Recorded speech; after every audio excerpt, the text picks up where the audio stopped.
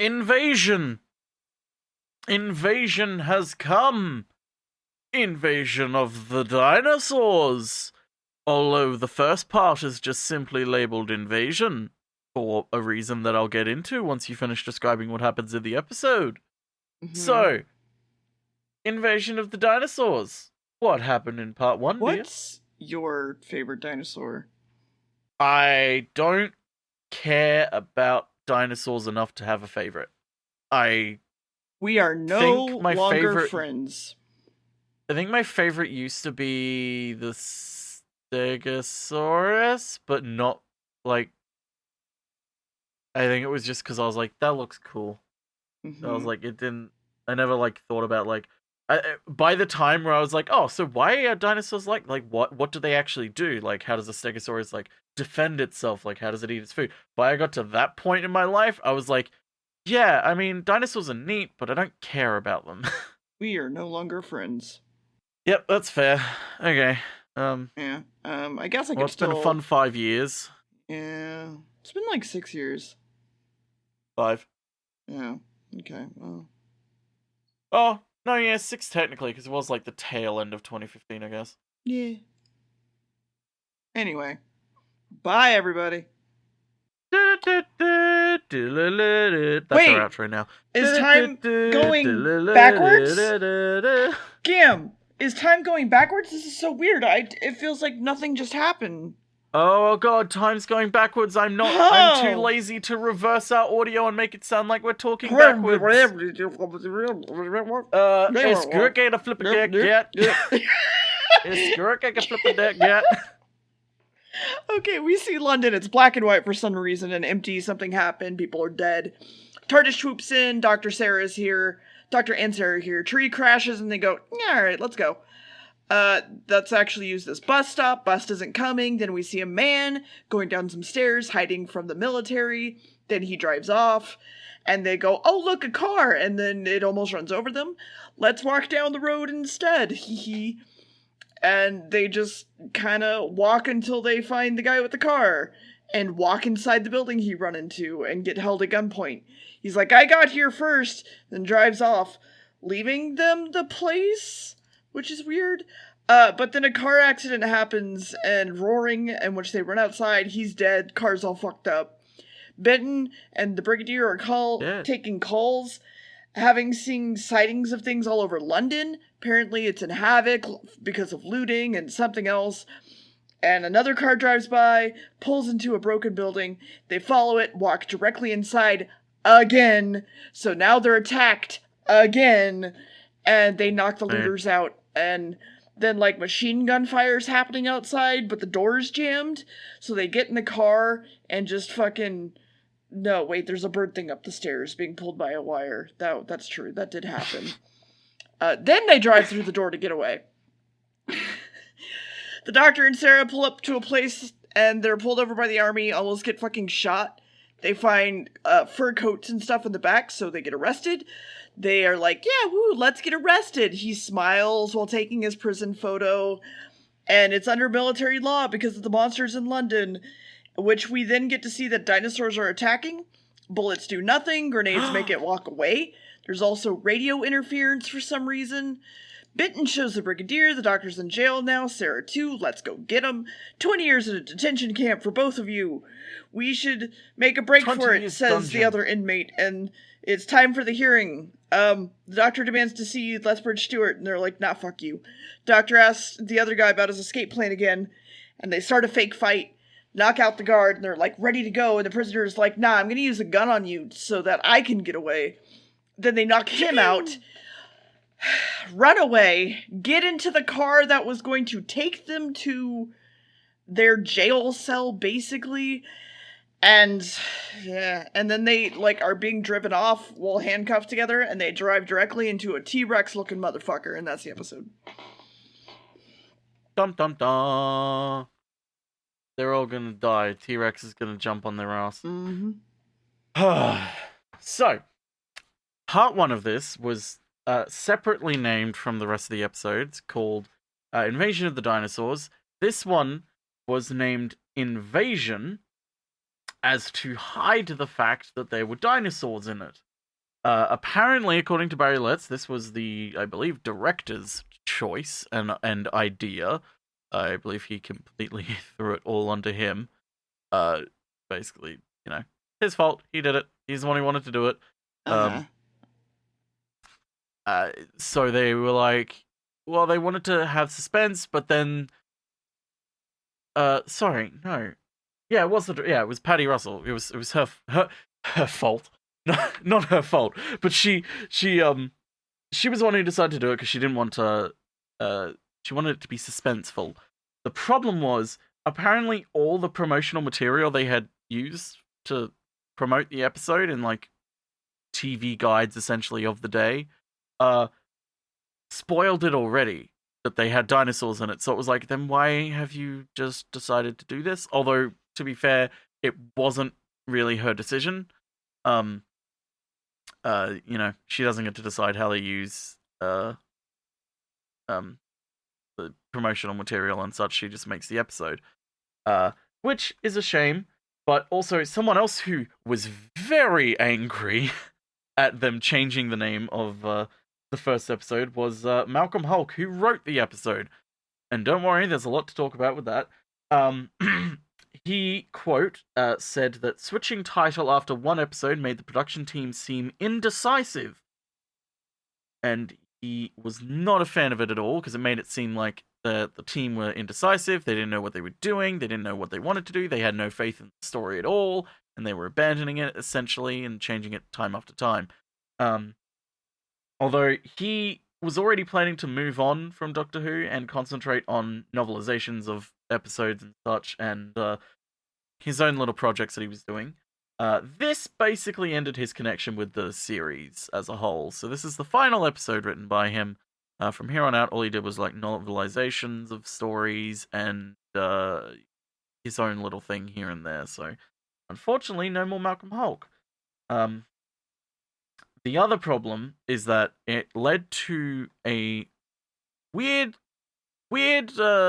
urban myth going around. So episode 1 of this part 1, of this episode was junked by the BBC. It was completely deleted and gotten rid of in their thing. And the story developed over time that they did it because the name was simply Invasion, so they thought it was one of the episodes from the 60s episode, The Invasion, which was the one with the Cybermen, if you remember. That's an urban myth. It's not true at all. Actually, kind of the opposite is true in that the entire episode was meant to be junked, but then they actually were able to save episodes 2 to 6 because they realized there's actually no real reason they're able to find of why they saved it, but only episode 1 got deleted, which is why episode 1 is in black and white, because they were not able to recolor it. And it is a fan TV recording, essentially, of the episode that has been as lovingly restored as possible. They just haven't been able to recolor it. Fingers crossed whenever they get around to doing a season 11 Blu-ray release that they are able to, actually recolor it. That would be great. But season 11 Blu-ray release has not been announced yet at time of recording.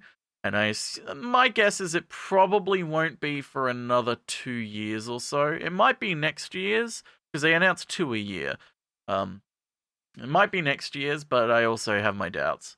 But anyway, what happens in part 2 of this episode, dear? Time to shoot at the dinosaur and try to get away. Even though bullets do nothing. Doctor and Sarah escape, run away. Sarah's upset because dinosaurs exist. The military boys get back in the car, realize they're gone, drive away. We see the Doctor and Sarah get out of their handcuffs. There's an obvious fucking dude in the background just standing there menacingly. Menacingly. He calls them both wizards, says a witch sent him here, tells him to, send him back, and they're just like, no, I can't. I can't do that. And then he attacks the Doctor. Then a terrible fucking noise happens that happens multiple times in this episode. He disappears. Sarah doesn't understand, because the Doctor was like, for a weird moment, time went backwards, but it didn't affect me. There's soldiers coming for us. Oh god, it's the brig. The dinosaurs show up after the doctor left. Look at these pins we put on the map. Benton's really proud of them. He's really proud of those pins and really wants the doctor to see them. We need to help the doctor where they come and go. Sometimes they vanish weirdly. The general is like, who the fuck is this? He doesn't believe the doctor at all about time travel. Sarah's like, okay, but listen, and they want to evac her because she's a civilian. And he's like, but we just saw like this peasant. And then the military, of course, wants to shoot the dinosaurs. Doctor does not. General is cranky. Doctor and Brigadier drive to go see the Stegosaurus that they just came in with. Yates talks about how London is nice and quiet and it's returning to nature. Ooh. The doctor, meanwhile, wants to catch the Stegosaurus. It's just a stupid dinosaur, right? But then time goes all fucky-wucky backwards and it disappears. General, of course, doesn't believe this, calls them crazy, time travel isn't real, somewhere in London, someone's not evacuated, cut straight to the people that are not evacuated. I'm gonna call them the Time Bros. There's two of them, there's a blonde one. Bros? Yeah, there's a blonde one, and there's one with glasses.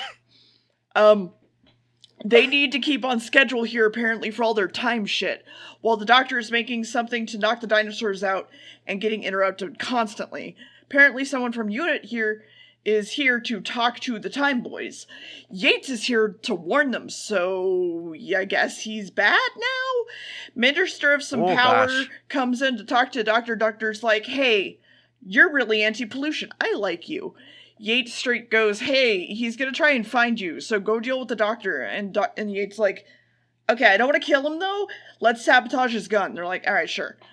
Apparently there's a project happening and it has to be taking place in London, only London. And a Apatosaurus also has appeared now, so we need to catch it. Yates is given something to make the gun not work. They go to the Apatosaurus. Yates also shows up, and they're like, Doctor, what would happen if something happened to your gun? He's like, yeah, nothing probably. It's just an Apatosaurus. And he's like, okay, let me go get your gun for no reason. And then he goes and gets it, puts the thing on it. It's just like a magnet. Gets all fucky. So the doctor goes to shoot at the big boy. Nothing happens. And the dinosaur starts to poof away. Too bad a T-Rex instantly fucking shows up and the gun still doesn't work. And that's the episode. The gun fucks up and then he's dead. Yep. So, the Time Bros, as Dear lovingly called them, both of them have very interesting histories with Doctor Who.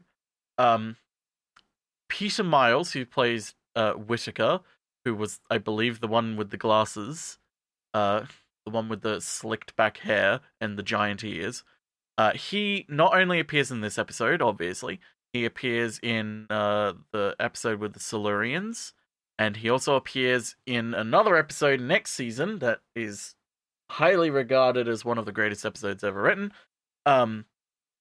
He very much like a very recognizable dude.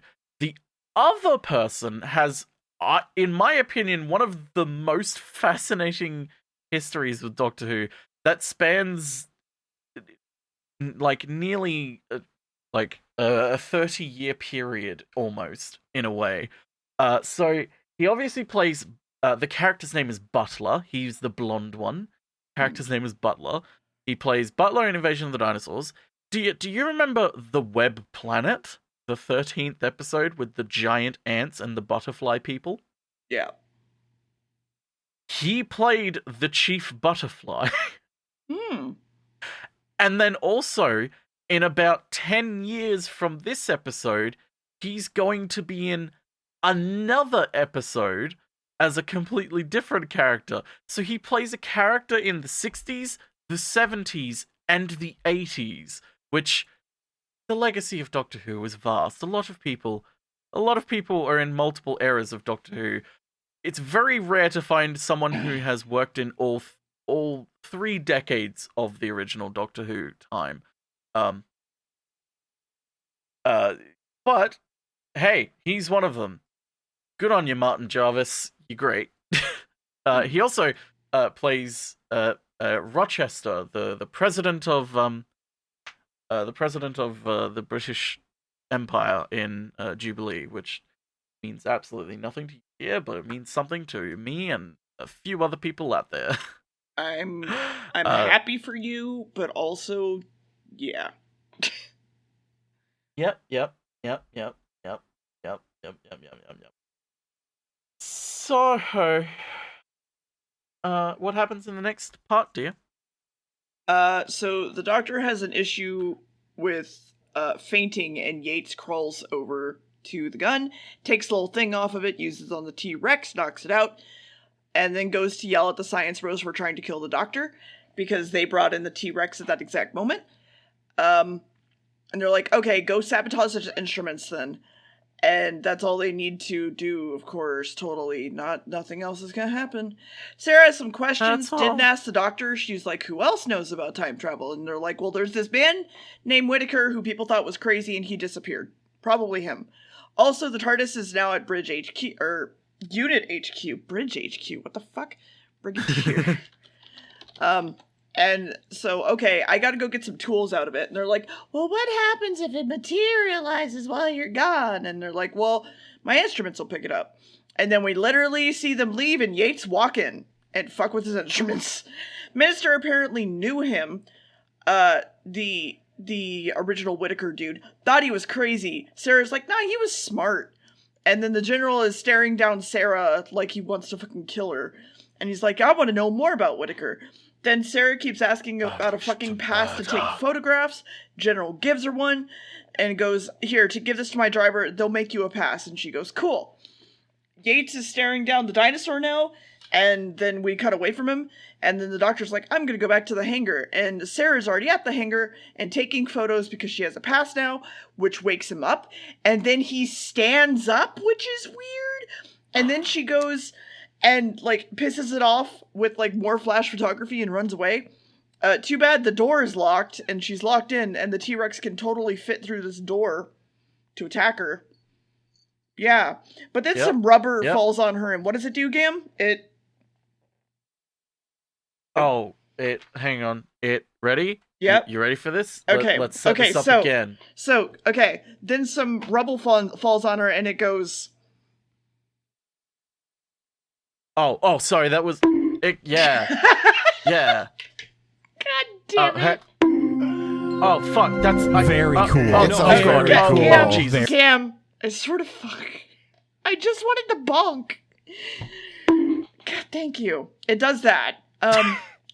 And then the Doctor literally just walks in and also, I guess, gets bonked, and then he's dead. And then the T-Rex... gets bonked and it's also dead, and then that entire show is over now. Yep. Okay. Stop. Let's actually, stop. Okay. The soldiers brought back the Doctor's instrument. She's like, this was sabotaged and the chains were cut. Something's up. So here we're going to use this portable instrument, which wasn't as powerful as the other one. And Sarah's like, it would need a nuclear generator, right? So, like, couldn't we find that? And everyone's like, the brig already did that. You think you're smarter than him? And Sarah wants transport because she has an idea. Benton is told to tell the Doctor that she's off having fun. And then she's like, there were plans for underground stuff because of the Cold War. Can we look at your confidential files together? And he's like, yeah, sure. Come into my confidential file room. And then, hey, look at these top secret construction projects that I'm showing you that are completely confidential. And then, weird, we open the door, we're like, wow, Sarah, you're right. Here's a map with the exact position. It's under this building. And then the door opens again, and it's actually been an elevator. And then Benton tells the Doctor Sarah left, cut to Sarah. Everyone here is insane, and you're a prisoner. And... so now we see some flashing lights, and Sarah is being sent into the future, maybe? I don't know. Then we see that she's on a spaceship headed to a new home planet, quote-unquote, and they left Earth 3 months ago. And that was the episode. Yep. Now Sarah's on a spaceship. She's fucked off. Mm-hmm. So, we need to talk about the dinosaurs. Yeah, we do. So the way I like the way this book puts it. They say that some episodes in classic Doctor Who are very famous for their specific writing and special effects. Some are very infamous. It is one of the infamous kinds. The special effects of the dinosaurs do not look that good at all. Even in the 70s, it looks kind of ridiculous. No. So, the reason why is because Barry Letts, the producer, was very keen to capitalize on the success of the Drashig puppets. If you remember them from Carnival of Monsters. Yeah. But whereas the Drashigs were built by the BBC Visual Effects Department, the unit that had ultimately determined that its resources were insufficient to build the dinosaurs required, though. So, instead it was suggested that they outsourced it to a different firm and someone else who had recently also worked with them on the show, but the dinosaurs they wanted also exceeded the capacity of them, so he subcontracted the models to someone else as well, and then it all got back to Barry Letts, and he was like, oh, these look awful. They look less maneuverable, they don't look convincing, they look absolutely awful.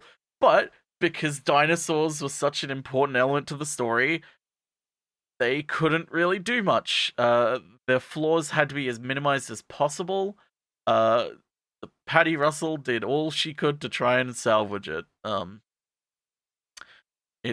So that's why. Initially, I believe they were going to do stop motion on the dinosaurs, but they couldn't because they didn't have time or the skill to make it look good.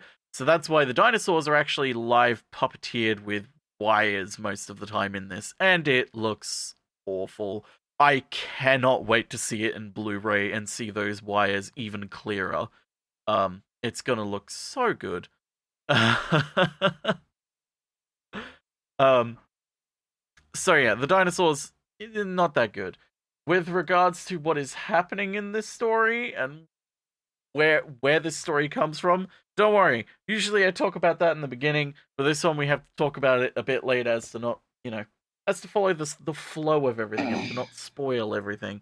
But also, in the beginning of part 1 and here out, there are scenes of a lot of parts of London that are filmed, a lot of very famous parts of London.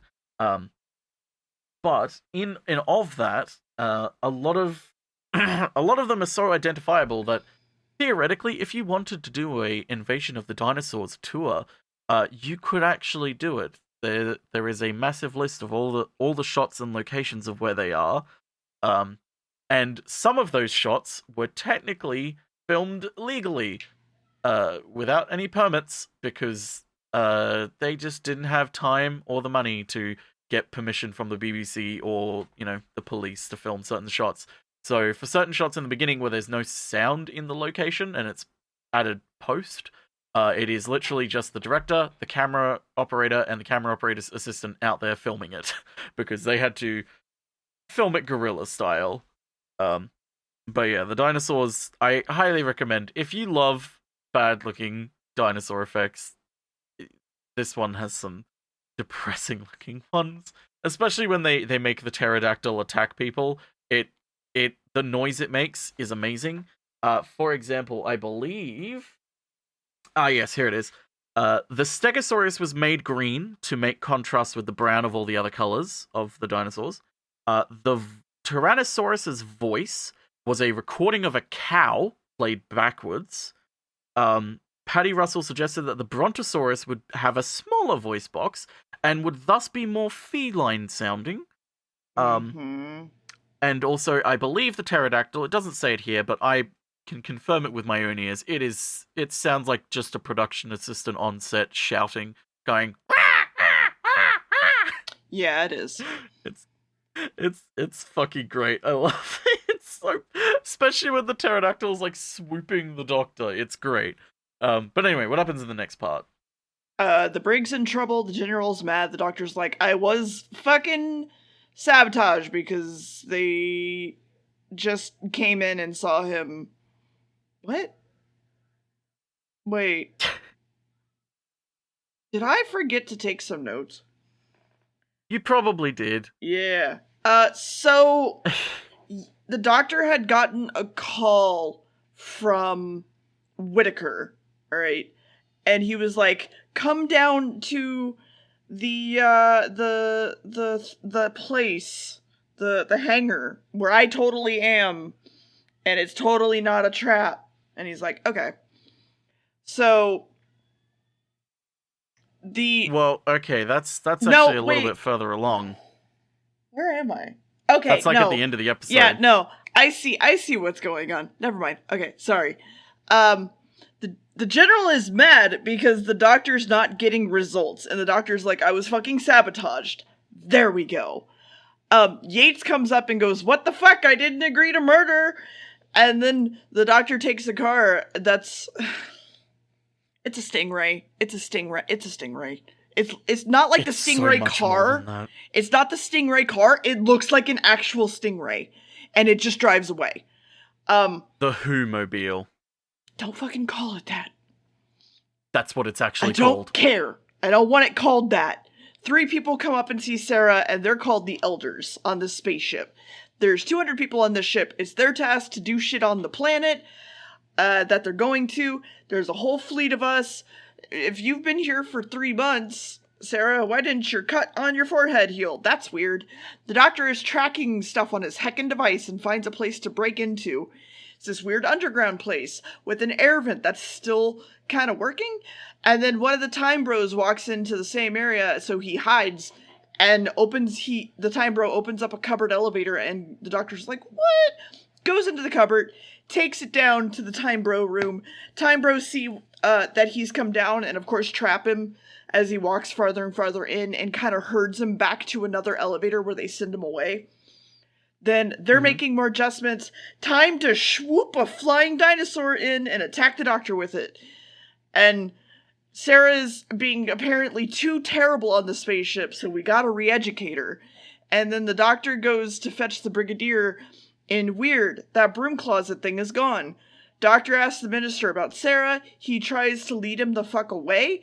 Quick, let me call in Time Bros who's going to tell the lie for me so that Sarah went back to Unit HQ. Let me get one of the Time Bros to basically be like, yeah, no, she went back to Unit HQ. She's meanwhile being re-educated about pollution, apparently, and one of the elders brings her more food. The Science Bros need to distract the Brig and the Doctor long enough to do this. Doctor wants to blow up in the underground, Brigadier doesn't. Science Bros call in, and it's Whitaker. And this is where he's like, I was totally tricked, bro. Listen to me. Come to the hangar, please. Alone. This is totally not a trap. And the doctor's like, yeah. And then at the hangar, there's a fun new device in there that has flashy lights. And also a camera to the Time Bros. And they teleport a Stegosaurus into the hangar. And then the general literally walks in with the Brigadier and he's like, look, he's the one that's doing it. Arrest him. And that's the episode. The doctor's been framed. So, we need to talk about the Who-mobile. It's called the Who-mobile, and I say you have to call it the Who-mobile because that's what John Pertwee called it during press interviews. Now, you're probably asking, why did John Pertwee call it the Who-mobile, but then off-screen, outside of the show, called it Alien? Well, that's because the vehicle wasn't created for Doctor Who. It was personally commissioned by John Pertwee, and it was his car. What? In the story, it was meant to be a motorcycle, like a group of motorcycles that he was on and some other people were with him. But he was like, hey, what if I use my car instead? Because it's futuristic, and we write it to be the Doctor's new car that he built after Joe left. I am not shitting you. That is John Pertwee's car. Okay, we're never speaking it of again. We're never speaking of it again. It remained in his possession until nearly the end of his life. It is amazing. Legally, it is roadworthy. It got a little bit muddled in the way that they made it roadworthy.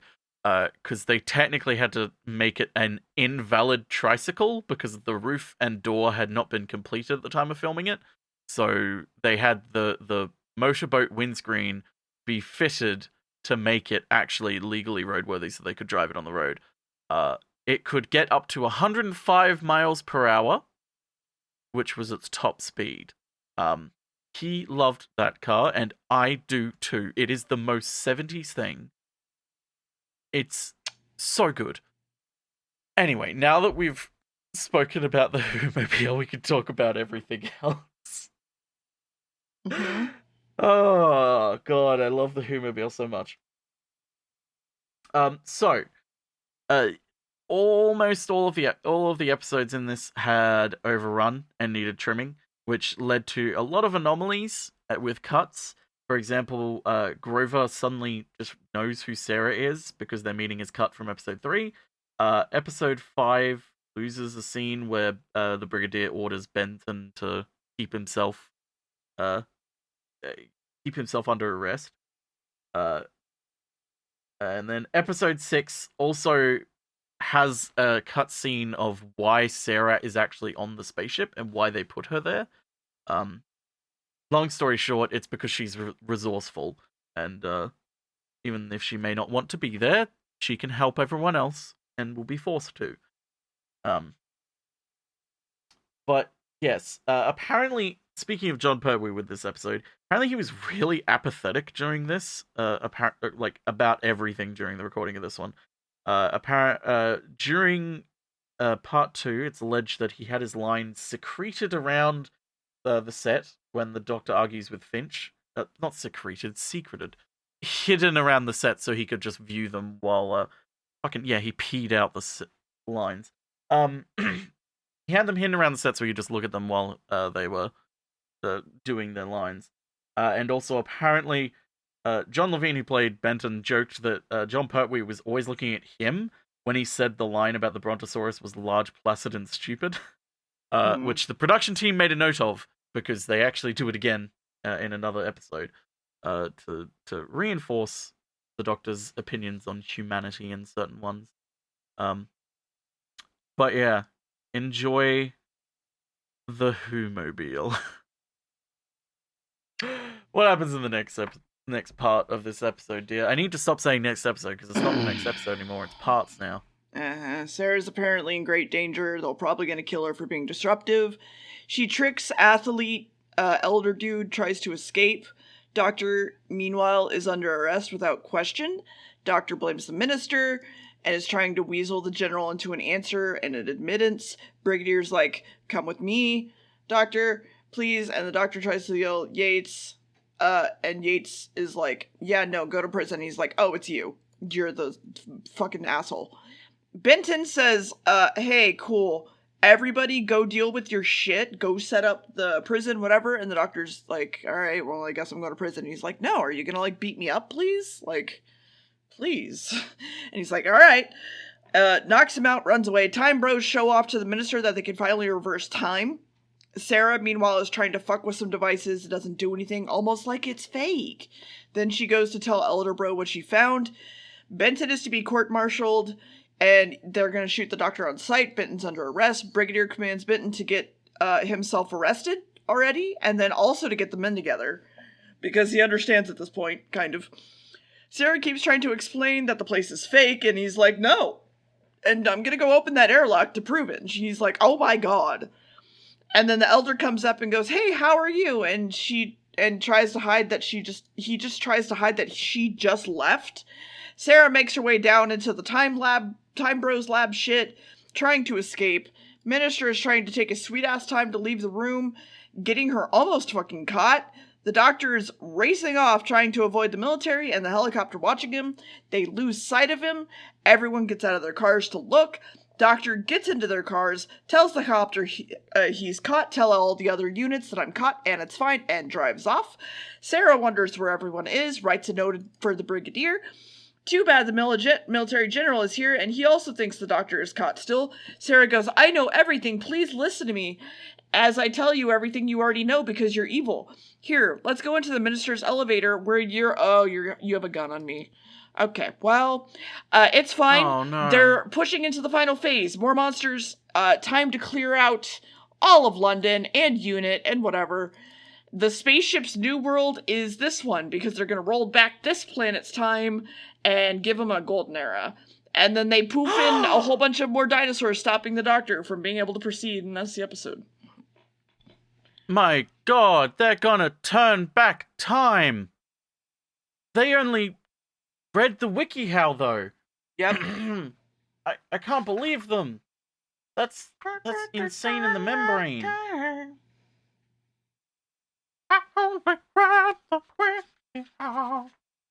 Okay, now we need to talk about where this episode comes from, because you've probably picked up on it now, but if you hadn't already, by the phrase, this episode was written by Malcolm Hulke, this is a very of its time, political-driven story that is very contemporary about what was going on at the time within the 70s, mid-70s specifically.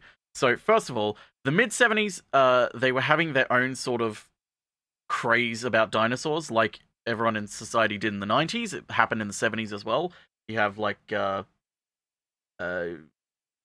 to the Center... Not Journey to the Center of the Earth, the other one, the one with Peter Cushing. I forget the name of it.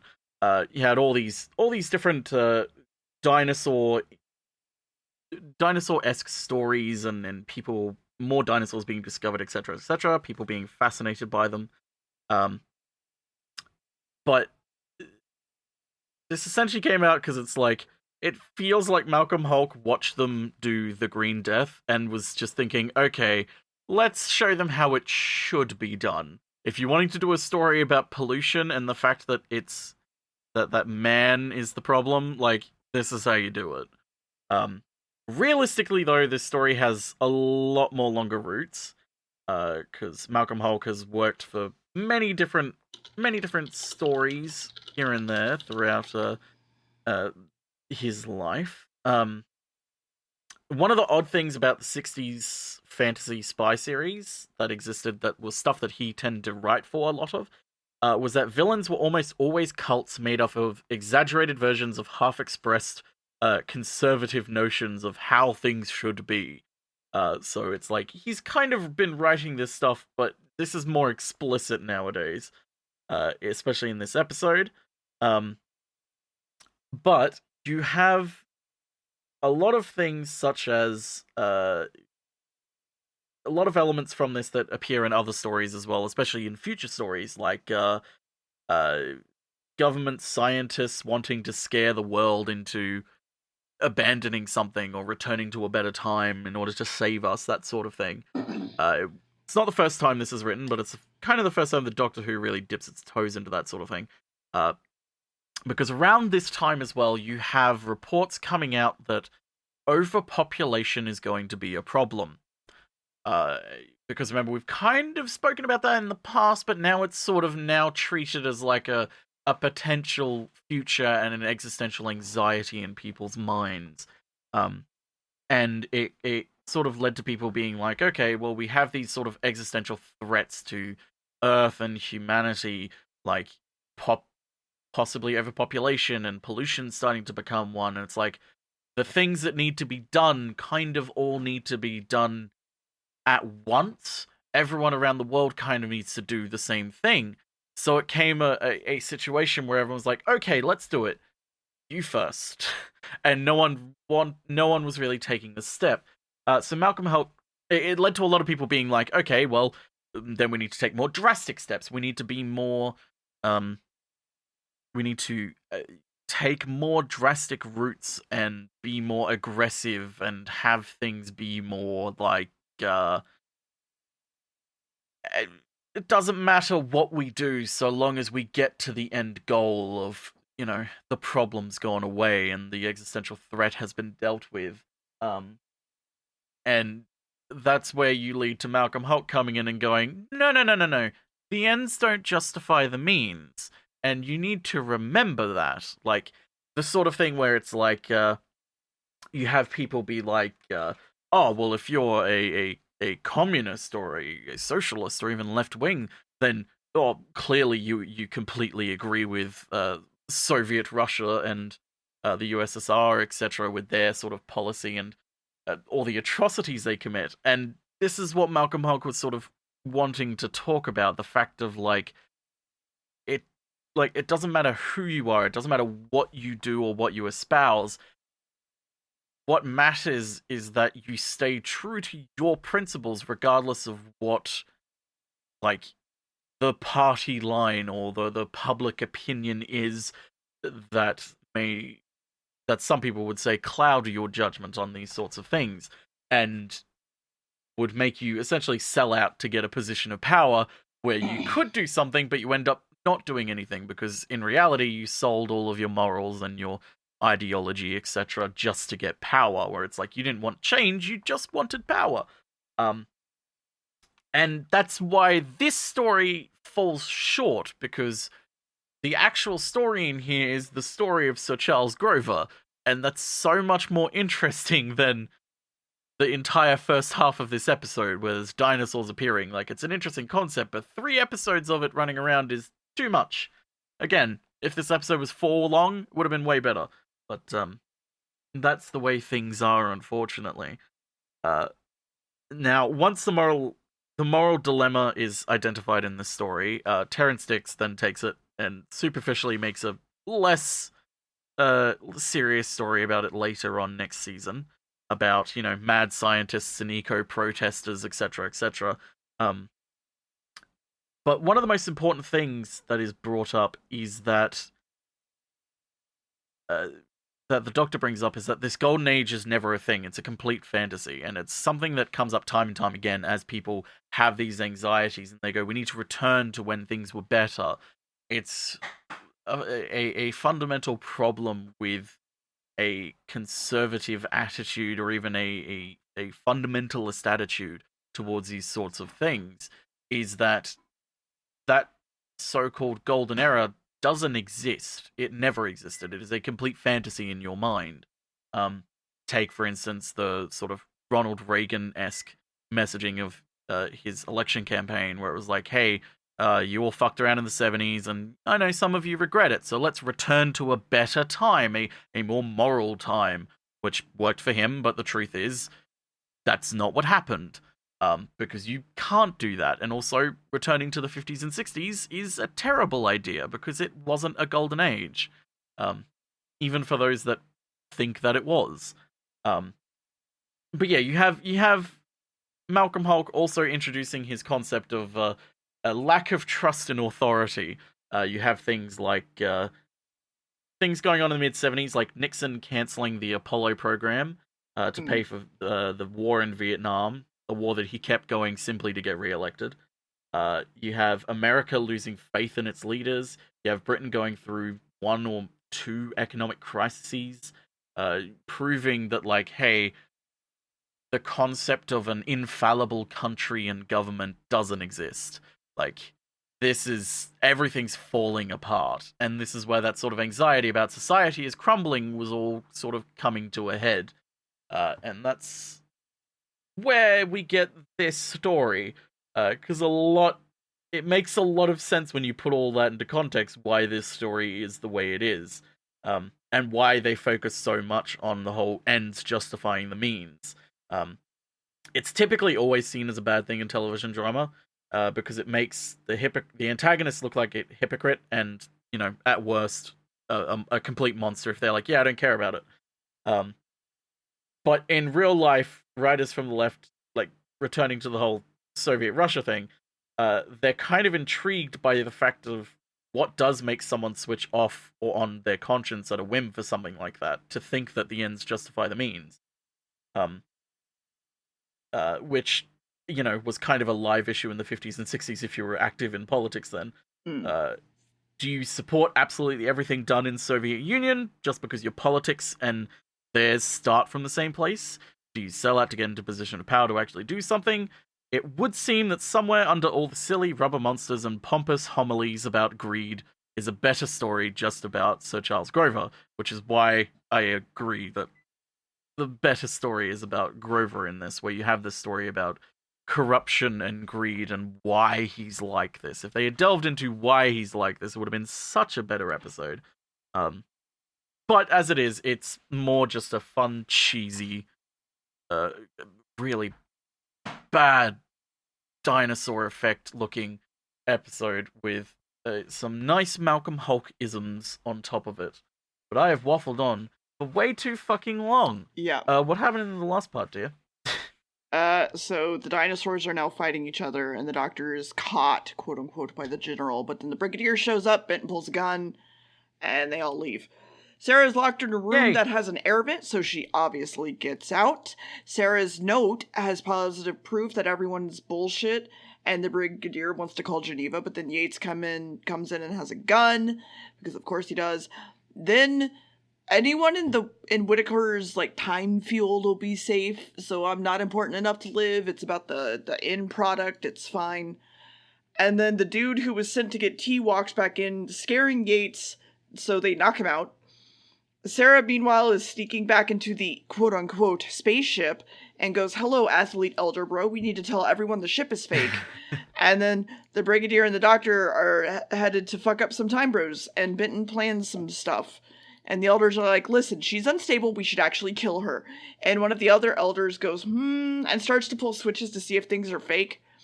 Meanwhile, the minister is told that he needs to go talk to the spaceship. They're like, alright, fine, I guess. The Doctor and the Brigadier try to get down to the underground area. A fake-ass spacesuit looking dude walks into the ship, and it's the minister, and he's like, "Hey, what's up? Talk to me." Athlete and Sarah just talk to the minister like, "Hey, you lied," and he's talking to them in this room, and the other elder is listening in on it, and he's like, "Okay, well, that's just everything I needed." Time for the Doctor to sneak past this Triceratops while I fuck with this elevator, and the Brigadier distracts the Triceratops, and then they blow it up, make their way inside. Too bad the Brigadier is calling Benton, who's at gunpoint, by the General, and then he beats the shit out of him, which is great. As you do. Sarah finally shows them the airlock is fake, and everyone's like, gasp. The Doctor's now down here, knocks out Blonde Time Bro, runs off. The ship people walk in, capture the minister and Glasses Time Bro. Brigadier's also here, but they pull the lever anyway, fucking up time. But the Doctor outside the time shit pushes the lever back because he's not affected by it, but he reversed the polarity on it, and the minister pushes the lever back to try to get it to go again, and it sends them back to dinosaur time. And I guess they only read the WikiHow though. Yeah. And then the Doctor's like, "It was not man who killed, it was beauty that killed the beast, and also greed. Was beauty. Man was the real enemy all along." And then Yates is told to resign, so he's gone. Benton gloats about punching a general, and Sarah doesn't ever want to go back in the TARDIS. And the Doctor's like, "But I want to go to this one place. Listen to me talk about it while I tempt you and not listen to a damn thing you fucking say." And that's the whole episode. Yep. And that's Invasion of the Dinosaurs. Real quick, though. So, I'm so glad you said that fake-ass looking spacesuit, because that spacesuit was from Terrence Dicks and Barry Lett's separate series that they went off to do, Moonbase 3, which had started airing, I believe, around this time, and it had been long enough that they had realized it was a ratings and critical failure, so they were trying to salvage what they could from it, and that spacesuit is from that series. Straight up just a prop from that series. But yeah. Just want to mention that real quick. Invasion of the Dinosaurs. Ain't it so that a dinosaur should come along and invade us all? What are your thoughts on the invasion, dear? Like a 5. There weren't enough dinosaurs. They weren't great. I thought it would be more dinosaur There were only 4 dinosaurs. I wish they had more. But then again, it's not even that they were more. It's just that they played no part in the fucking story, really. Exactly. The main story is more about the the cult, essentially. Yeah, Even though it's they're like not a a cult, 4 or but, 5, really, honestly. Cool. Honestly, it's one of those stories. It's probably one of my least favorite Malcolm Hulk stories, if I'm honest. Purely because of that fact that, like, it almost feels like he was told to put dinosaurs in at the last minute. Of like, hey, we have these dinosaurs, put them in your story. Where it's like, it's not that good. But still, it is a Malcolm Hulk story, and it has elements of it that are very nice. But unfortunately, this is also our final Malcolm Hulk story. Fear not, though. The politics never ends in Doctor Who. Again, Yep. It's times like these that I think about the people nowadays who get angry at modern Doctor Who, being like, why are they getting so political? Doctor Who has never been political. This is some social justice warrior nonsense. Blah, blah, blah, blah, blah. Doctor Who's always been political. Quite explicitly at times. Like, at the end of episode 6, where Deer is like, it was beauty that killed the beast. Like, no exaggeration. The Doctor essentially just gets on a soapbox and is like, did you know pollution is because of greedy people? You wanna... Okay, here's the thing. People don't think it was political because at the time, it didn't affect them. So they were just like, this is whatever. It's not like it's a thing that's affecting me. It did, though. It was more of a possibility than an inevitability at the time, though. It was like a, hey, pollution's bad and it has the potential to really ruin the earth and ruin all our lives. So you had a lot of people who were already in the camp of like, this is terrible, we need to do something about it now. And then you had people being like, it's fine, like, if it happens, it'll happen a long time from now, so we don't need to do anything about it. Well, that's what I'm saying. It like, still wasn't it existential wasn't, thought in their mind. It wasn't enough to bother them. Whereas, like, nowadays, it's like, no, this is an actual thing that's happening, and people just don't want to either hear it, or it's like, hey, have you thought about human rights lately? And people are like, wow, you're so political. And it's just like, fucking what? So. Yes, I mean, that is also a deliberate tactic by, conservative grifters ever since like the 60s, basically, to deem anything that is anything that is to do with like human rights or fighting for humanity or even caring about other people as political, which means it's bad automatically. Whereas like keeping things as they are and not talking about issues that are going on is not political, which is good. It's a very deliberate tactic that is cultured and still is around today, unfortunately, where you get some people thinking that, something like the issue of trans people not being given full human rights is a political issue when it's not. It's not a political issue at all. It's a healthcare issue, not in a societal issue of attitude towards trans people because of the way, society talks about them and treats them. But that's Invasion of the Dinosaurs. The next episode is a lot less political. Still to some degree political, because it's the 70s and it's Doctor Who. I'll give you 4 guesses as to what alien is in it after I tell you the title, dear. Death to the Daleks. I don't fucking know. I don't care, man. Okay. Well, we'll let you ponder that until next week, where you can try and figure out specifically which monster they are fighting in that. And we'll come back and watch Death to the Daleks. So, anything else you want to mention? Watch GDQ, it's great. Yeah, watch GDQ, it's great. Actually, if we're going to mention GDQ, this... Oh, wait, whoops, this will come out after GDQ because we're taking GDQ off, that's right. It's fine. Hey guys, we just took GDQ off and we had a great time. Wow, wasn't GDQ great? They raised, lots of money.